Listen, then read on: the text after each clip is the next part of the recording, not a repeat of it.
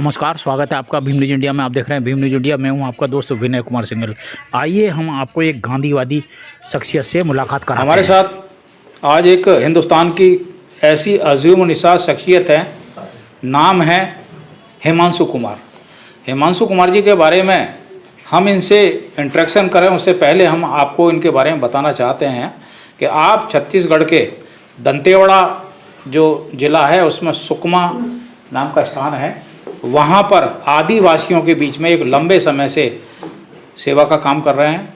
इसके अलावा आपने आदिवासियों के जो जघन्य हत्याकांड या उनके खिलाफ जो अपराध हुए हैं उसके खिलाफ सुप्रीम कोर्ट में एक रिट दायर की थी। सुप्रीम कोर्ट ने आपके ऊपर 5 लाख रुपए का जुर्माना लगाया था, लेकिन आपने उस जुर्माने को भरने से मना कर दिया। आपका कहना था कि मैंने ऐसा कोई गलत काम नहीं किया जिससे कि मैं जुर्माना भरूं। बताते चलें कि सुप्रीम कोर्ट ने आपकी इस दलील को मानते हुए वो जुर्माना माफ़ कर दिया, यानी खारिज कर दिया। इसके अलावा चूँकि आप गांधीवादी चिंतक हैं और अहिंसा में विश्वास रखते हैं, इस मिशन को लेके आपने कश्मीर से कन्याकुमारी तक साइकिल यात्रा की है और जगह जगह लोगों के बीच में गांधीवाद की जो विचारधारा है उसको प्रेषित किया है। आइए हम आज आपसे बात करते हैं। स्वागत है सर भीम न्यूज इंडिया में आपका। जी बहुत बहुत धन्यवाद। कोटा में आज आप आए हैं, एक इंटरेक्शन प्रोग्राम है जिसमें विषय है गांधीवादी विचारधारा वर्तमान समय में इसकी प्रासंगिकता क्या है। बताइए सर, आपका क्या नजरिया है? चूंकि इस विषय में आपसे पूछना एक विद्वान से प्रश्न करने के समान है। भीम न्यूज इंडिया आपसे पूछता है, आप बताइए आप इसमें क्या नज़रिया रखते हैं और भविष्य में आपके क्या एस्पेक्ट्स रहेंगे और वर्तमान परिप्रेक्ष्य में गांधीवाद को आप किस नज़रिए से देखते हैं?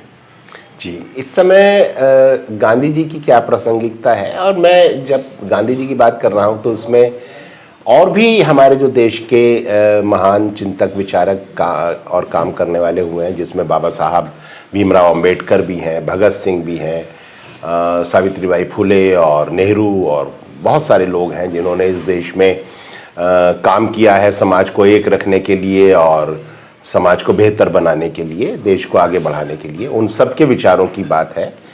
आज अगर हम देखें कि किस स्थिति में देश को लाया गया है और कौन सी समस्याएं इसके सामने खड़ी कर दी गई हैं, तो पहली चीज़ तो ये है कि सांप्रदायिकता को भड़काया गया है, धार्मिक उन्माद को भड़काया गया है, और इसके कारण समाज में आज नौजवान आपस में एक दूसरे समुदायों से नफरत करने का एक बहुत ख़तरनाक माहौल पैदा हो गया है। तो गांधी जी का जब हम देखते हैं कि गांधी जी ने हमेशा इस पर काम किया, उन्होंने हिंदू मुस्लिम को साथ लेकर के पूरी आज़ादी की लड़ाई में उनको साथ में जोड़ने का काम किया, तो आज भी हमें उसी आदर्श को लेकर के हिंदू मुस्लिम एकता पर काम करने की ज़रूरत है। दूसरा, जिस तरीके से आज हमारी सरकारें पूंजीपतियों की जेब में पड़ी हुई हैं और पूंजीपतियों के चंदे से चुनाव लड़ा जा रहा है, और उसके बाद फिर इस देश के किसानों की, आदिवासियों की ज़मीनों को छीन करके पूंजीपतियों को सौंपा जा रहा है, और उसके लिए फिर सरकारी फ़ौजों का इस्तेमाल किया जा रहा है, सीआरपीएफ और पुलिस का इस्तेमाल करके जनता के ऊपर गोली चलाकर, उनके घर उजाड़कर, उनको जेलों में डाल करके उनकी ज़मीनों को हड़पा जा रहा है। तो ऐसे में हमें गांधी जी का वही तरीका याद आता है कि हमें बड़े पूंजीपतियों का विकास नहीं करना है, बल्कि हमें गांव का विकास करना है, गांव के हर एक व्यक्ति का विकास करना है, ग्राम सभा को मजबूत बनाना है, कुटीर उद्योग लगाने हैं, और इस देश में आर्थिक समानता, आर्थिक न्याय, सामाजिक न्याय और राजनीतिक न्याय की स्थापना करनी है। तो गांधी जी हो या भगत सिंह हो या अंबेडकर साहब हो, सबका वही रास्ता है। तो उसी की प्रासंगिकता है। जो आज चल रहा है ये तो पूरी तरीके से हमें बर्बाद करने वाला रास्ता है, क्योंकि आप जानते हैं कि इस समय हमारे जो संसाधन हैं वो पूंजीपतियों के द्वारा धीरे धीरे समाप्त किए जा रहे हैं, हमारे प्राकृतिक संसाधन खराब किए जा रहे हैं, नदियां बर्बाद कर दी जा रही हैं, ज़मीनों को हड़पा जा रहा है, तो ये ज़्यादा दिन चलने वाला नहीं है। हम पूंजीवादी तरीके से जिस तरह बढ़ रहे हैं, थोड़े समय के बाद आप देखिए दिल्ली की हालत देखिए, आज बड़े बड़े शहरों की हालत देखिए, सांस नहीं ले सकते वहाँ पर। दिल्ली को not fit for human habitation declare कर दिया गया है, मानवों के रहने के लायक नहीं है, अभी वो घोषित कर दिया गया है। लेकिन लोग मजबूरी में रह रहे हैं, और आप देख रहे हैं कि दिल्ली में पैदा होने वाले हर 5 बच्चे में से 1 बच्चा अस्थमा से पीड़ित है, उसको श्वास संबंधी रोग है। तो धीरे धीरे हम अपनी पूरी दुनिया को ऐसा बना ले रहे हैं जिसमें इंसान रहने के लायक ही नहीं बचेगा। धीरे धीरे क्लाइमेट चेंज जिस तरीके से हो रहा है, उसके बाद ऐसा अनुमान व्यक्त किया जा रहा है कि कुछ सालों के बाद दिसंबर जनवरी में मई जून जितनी गर्मी होगी, और मई जून में ऐसी गर्मी होगी कि जिसमें चिड़ियां मर जाएंगी, पानी सूख जाएगा, तो इंसान नहीं जी पाएगा। तो ये जो विकास का तरीका अपनाया है पूंजीपतियों के लोभ के लिए, ये तो मानव सभ्यता को ही, मानव के अस्तित्व को ही समाप्त कर देगा। इसलिए अगर मानव को बचना है तो उसे गांधी जी के रास्ते को अपनाना ही पड़ेगा। कुमार साहब, हिंदू राष्ट्र का मिशन चल रहा है, इसके बारे में आपका क्या ओपिनियन है?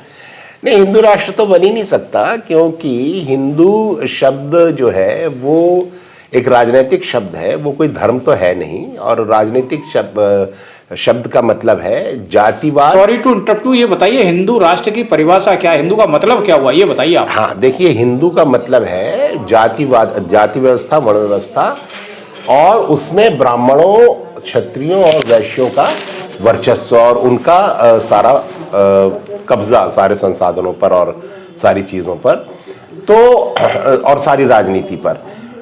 और इसमें दलितों, आदिवासियों, ओबीसी, माइनॉरिटीज़, इनका दमन होना, इनके अधिकारों को समाप्त किया जाना, ये अंतर्निहित है। और अभी क्या किया जा रहा है आरएसएस और बीजेपी के द्वारा कि वो अपनी इस बात को छिपाने के लिए, दलितों और ओबीसी को अपने साथ जोड़ने के लिए वो मुसलमानों का डर पैदा करती है, ताकि दलित और ओबीसी बीजेपी के साथ मुसलमानों के डर से समर्थन करें, उनको वोट दे, उनको आगे बढ़ाए। तो आप देखते हैं कि चाहे वो बजरंग दल हो, उसमें ओबीसी खूब बड़ी संख्या में है, या दलित हैं, वो फिर भाजपा को समर्थन दे रहे हैं, जबकि भाजपा पूरी ब्राह्मणवादी पार्टी है, सवर्णवादी पार्टी है, और वो आरक्षण को ख़त्म कर रही है, वो इनके अधिकारों पर हमला कर रही है, लेकिन वो चालाकी के द्वारा इनसे वोट और समर्थन प्राप्त कर रही है। तो हमें इस राजनीति का भंडाफोड़ करना है। कुमार साहब, भारत में प्रधानमंत्री हिंदू, सुप्रीम कोर्ट के जज हिंदू, राष्ट्रपति हिंदू, पूरा प्रशासनिक अमला हिंदू, इसके बाद और क्या हिंदू राष्ट्र हो सकता है? थोड़ा सा इस पर भी तफसील से बताइए। हाँ, नहीं, आप आज आप सही कह रहे हैं। हालत ये है कि माइनॉरिटीज़ पर हमले हो रहे हैं, और पुलिस माइनॉरिटीज़ के खिलाफ काम करती है। पुलिस का सांप्रदायिकरण हो चुका है, हिंदूकरण हो चुका है, कोर्ट का सांप्रदायिकरण हो चुका है, कोर्ट टुकुर टुकुर देखता रहता है, मुसलमानों के घरों पर बुलडोजर चल रहा है। इलाज क्या है इसका? इलाज ये है कि हमें जनता के बीच जा करके अपनी राजनीति को मजबूत करना पड़ेगा। जिस तरीके से उन्होंने अपनी राजनीति को मजबूत किया है, अपने नैरेटिव्स खड़े किए हैं, हमें भी अपने जो सच्चाई पर आधारित नैरेटिव्स हैं वो जनता के बीच में ले जाने पड़ेंगे, और अपने साथ जनता को जोड़ना पड़ेगा। जिसके साथ जनता होगी राजनीति में, वही जीतेगा। हम लोग अगर घर में बैठे रहेंगे, खाली सोशल मीडिया पर सोचेंगे कि उससे काम चल जाएगा, तो नहीं चलने वाला। हमें सड़कों पर उतरना पड़ेगा, गांव में जाना पड़ेगा, गलियों में जाना पड़ेगा, और लोगों को अपने साथ जोड़ना पड़ेगा, सही बात बतानी पड़ेगी।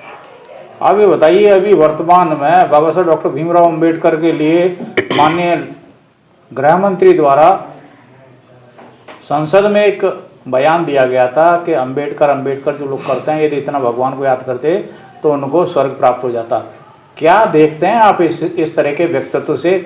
क्या लगता है आपको? आपको लगता है कि इस तरह के गाए बगाए जो बयान आते हैं सत्ताधारी दलों द्वारा, वो अनुसूचित जाति के टेम्परेचर को चेक करते हैं? देखिए, भारत में अगर सांप्रदायिकता और जो हिंदुत्व की राजनीति है, इसको कोई समाप्त कर सकता है तो वो अंबेडकर साहब के विचार ही कर सकते हैं। अंबेडकर साहब ने तो पूरा एक तरीके से तलवार ही चला दी इसके ऊपर। उन्होंने कहा मैं तो हिंदू ही नहीं हूं, मैं हिंदू के रूप में पैदा हुआ था लेकिन मैं मरूंगा नहीं। तो अंबेडकर साहब ने तो इनकी एक तरह से छाती में तलवार ही घुसेड़ दी है। अंबेडकर के विचार अगर लागू हो गए तो हिंदुत्व का तो सर्वनाश है। तो ये अंबेडकर से अंदर से पूरी तरह से नफरत करते हैं। जो ये हिंदुत्ववादी हैं, बीजेपी वाले हैं, आरएसएस वाले हैं, ये अंबेडकर साहब से सबसे ज्यादा नफरत करते हैं। यानी आपका मतलब अंबेडकर को मानते हैं, अंबेडकर को तो मानते हैं लेकिन अंबेडकर की नहीं मानते, अंबेडकर को भी नहीं मानते। तो दिखावा है, ये दिखावा है। वोटों के लिए सिर्फ मंच पर फोटो लगा लेंगे अंबेडकर साहब का, लेकिन सारे काम अंबेडकर साहब के विरोध में करेंगे। नफरत करते हैं अंबेडकर साहब से, गांधी जी से, सबसे ये नफरत करते हैं। ये जो सवर्ण हेजेमनी है, सवर्ण हेजेमनी यानी सदियों से जो जातियां पैसे पर जिनका कब्जा रहा है, राजनीतिक सत्ता, सामाजिक सत्ता पर जिनका कब्जा रहा है, उसको बरकरार रखने की इनकी पूरी राजनीति है कि दलित, ओबीसी, आदिवासी, इनको ताकत ना मिल जाए, माइनॉरिटीज को समानता ना आ जाए, महिलाओं को अधिकार ना मिल जाए, उसको रोकने के लिए ये पूरा इनकी चालबाजी है। और ये उसमें अंबेडकर साहब का भी फोटो लगा लेंगे, गांधी का भी लगा लेंगे, लेकिन अंदर से नफरत करते हैं। और वो नफरत जो है अमित शाह के बयान में उसका पर्दाफाश हो गया। कुमार साहब, सरदार पटेल को तो इन्होंने अपना बना दिया, अब कंपटीशन लग रहा है डॉक्टर अंबेडकर को अपना बनाने की। बीच में गांधी को भी बनाने की कोशिश की थी लेकिन पूर्ण रूप से सफल नहीं हो पाए। तो अब आपको लगता है कि जिस तरीके से वर्तमान सरकार जो मिशन चला रही है उसमें बाबा साहब डॉक्टर भीमराव अंबेडकर को अपना बना ले, क्योंकि उसका कारण क्या है कि अंबेडकर के अनुयायी बहुत भोले हैं, जहां बाबा साहब का नाम आता है वहां सरेंडर कर जाते हैं। नहीं बना पाएंगे ना। बाबा साहब ने तो 22 प्रतिज्ञाएं जो बोल दी हैं, वो 22 प्रतिज्ञाएं तो हिंदुत्व का काल है। वो तो शुरुआती ये होता है कि मैं रामकृष्ण को भगवान नहीं मानता। वो 22 प्रतिज्ञा की पहली प्रतिज्ञा ये है। आप स्टेटमेंट दे रहे हैं, आप पे भी देशद्रोही का मुकदमा दर्ज हो सकता है सर। ये तो अंबेडकर साहब की प्रतिज्ञा है। अंबेडकर साहब के ऊपर लगाओ दृष्टि तो, अगर लगाना है तो, क्योंकि उन्होंने कहा है कि मैं 22 प्रतिज्ञा उन्होंने तो लाखों लोगों के सामने पढ़वाई हैं, और वो 22 प्रतिज्ञा ही हिंदुत्व की राजनीति का काल बनेगा। और हम तो उनको मानते हैं, हम तो 22 प्रतिज्ञाओं को मानते हैं। मैं खुद एस्थीस्ट हूं। सर एक बात बताइए, जैसे अभी आपने साइकिल यात्रा की, आप साउथ में भी गए होंगे, आंध्रा वगैरह के एरिया भी देखो, वहां आज भी देवदासी प्रथा है, दुनिया को दिख रही है, विश्व में थू-थू होती है। उसके निराकरण के लिए भी कुछ कोई एजेंडा तय नहीं है? असल में इस देश की राजनीति जिन सवर्णों के द्वारा संचालित और उनके कब्जे में है, वही सब इन बुराइयों को बरकरार रखे हुए हैं। इसलिए हमें एक ऐसी जनवादी राजनीति खड़ी करनी है जिसमें दलित मजबूत हो, राजनीतिक तौर पर सक्षम हो, आर्थिक तौर पर सक्षम हो, और इस देश की राजनीति को बदले।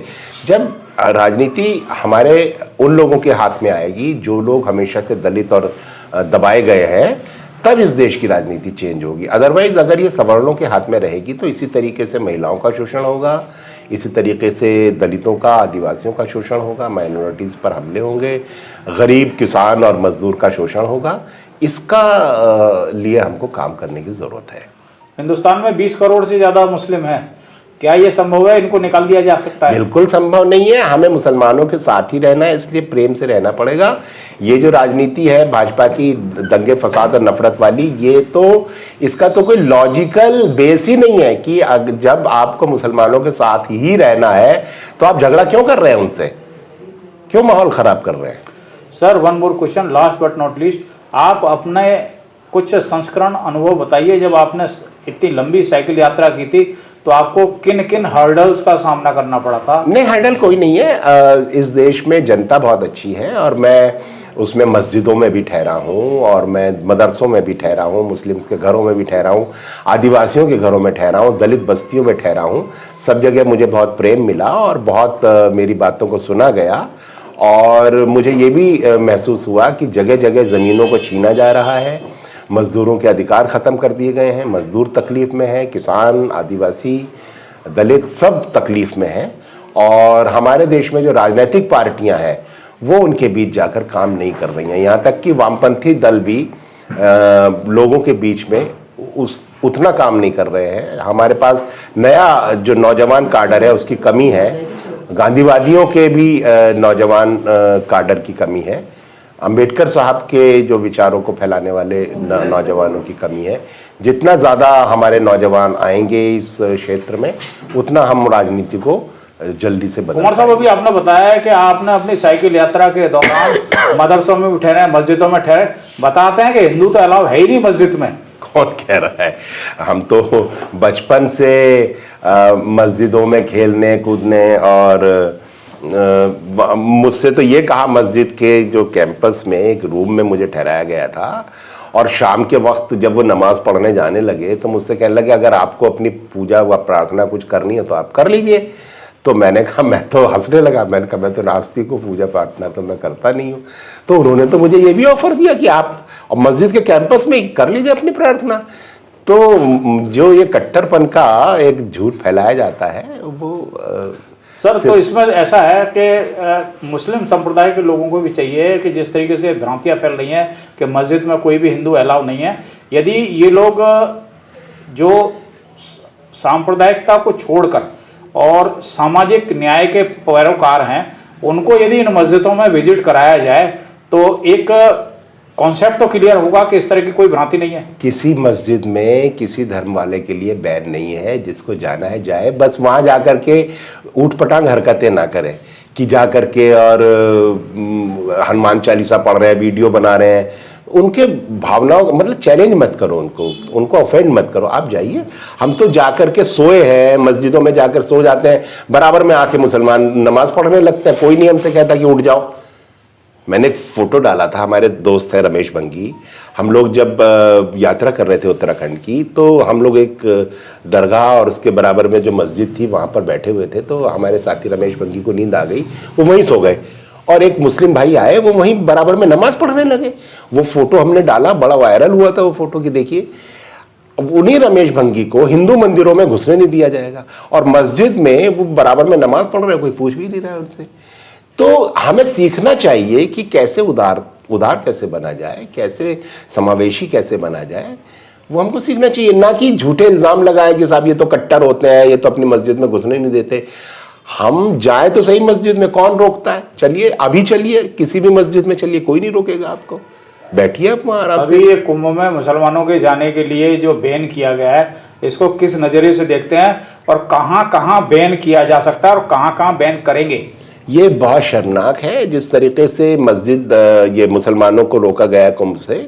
और अभी एक वीडियो आ रहा था जिसमें एक मुस्लिम व्यक्ति जो अपने रोजगार के लिए वह तिलक लगा रहा था लोगों को, तो उसको गिरफ्तार कर लिया गया। ये कौन सा कानून है कि क्या मुस्लिम व्यक्ति तिलक नहीं लगा सकता? आपको कौन से कानून में लिखा है कि नहीं लगा सकता?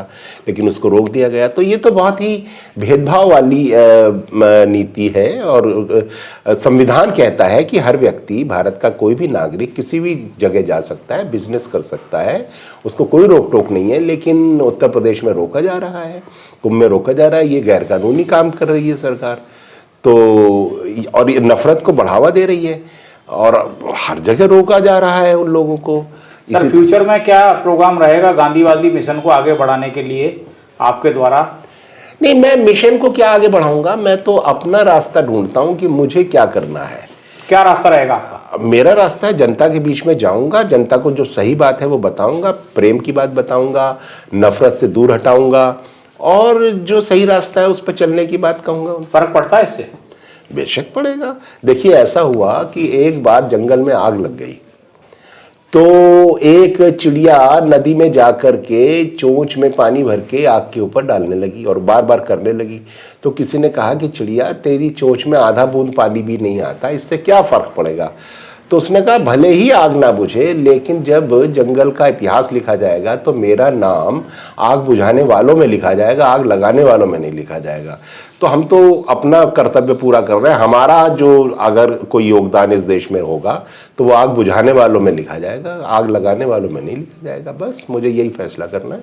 सर आगे भी कोई साइकिल यात्रा करने का प्रस्ताव है आपका? जी, मैं 30 जनवरी से फिर से यात्रा शुरू कर रहा हूँ और इस बार हम लोग 4 संतों की समाधि पर जा रहे हैं, जिसमें गांधी समाधि से शुरू कर रहे हैं। उसके बाद कबीर साहब की समाधि मगहर जाएंगे, उसके बाद रैदास साहब की समाधि काशी जाएंगे और उसके बाद गौतम बुद्ध की समाधि कुशीनगर पर समाप्त होगी। यात्रा 1.5 महीने की यात्रा है, 30 जनवरी से और 14 मार्च तक। अकेले चलेंगे या पूरा जत्था जाएगा आपके साथ? मैं तो अकेला चल रहा हूँ और अगर लोग आएंगे तो उनका स्वागत है और देखते हैं कितने लोग कहाँ जुड़ते हैं, कितने दिन के लिए जुड़ते हैं। आप थे सामाजिक न्याय के प्रतीक हिमांशु कुमार, आपने भीम न्यूज इंडिया को समय दिया सर, आपका बहुत बहुत धन्यवाद। बहुत धन्यवाद आपका।